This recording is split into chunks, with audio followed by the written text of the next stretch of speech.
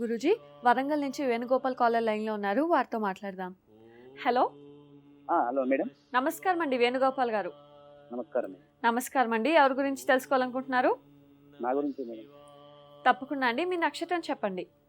నా నక్షత్రం రోహిణి నక్షత్రం, 4వ పాదం. సరేనండి, మాట్లాడం గురూజీతో. నమస్కారం అండి. రోహిణి నక్షత్రం, వృషభ రాశి. అవును గురుగారు.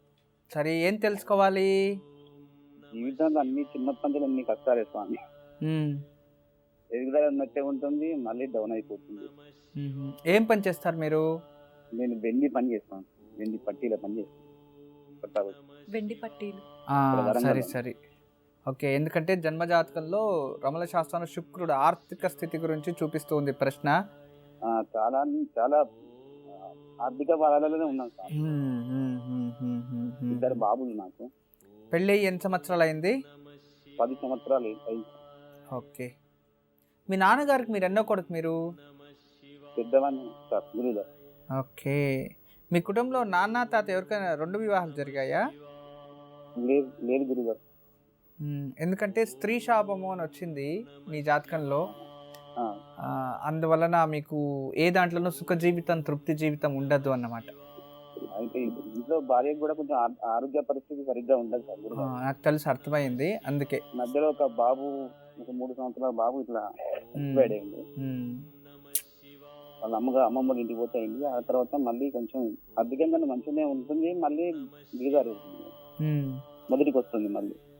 వీటన్నిటికి కారణం ఆ స్త్రీ శాపం, ఆ దోషం, అంతే, వేరే ఇంకేం లేదు. అంటే మీ తండ్రి తాతగారి నుంచి వచ్చింది.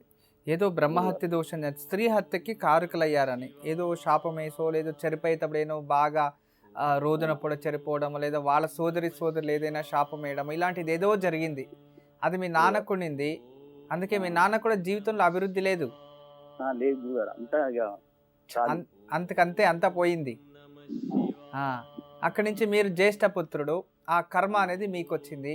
అందుకే ఇక్కడ పుత్రశోకము అనుభవించారు, జీవితంలో తృప్తి లేదు, ఏ దాంట్లోనూ సుఖ జీవితం అనేది ఉండదు ఈ స్త్రీ శాపం వల్ల.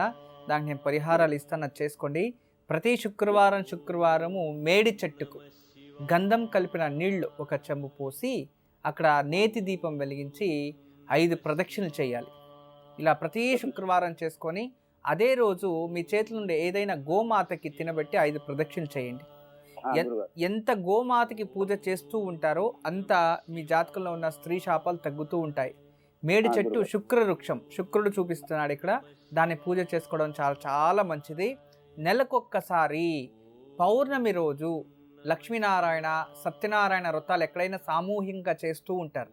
అలాంటి చోట్ల మీరు భక్తులకి ప్రసాదం పంచిపెట్టడానికి రవ్వతో చేసిన ఏదైనా ప్రసాదాన్ని డొనేట్ చేసి భక్తులకు పంచిపెట్టండి.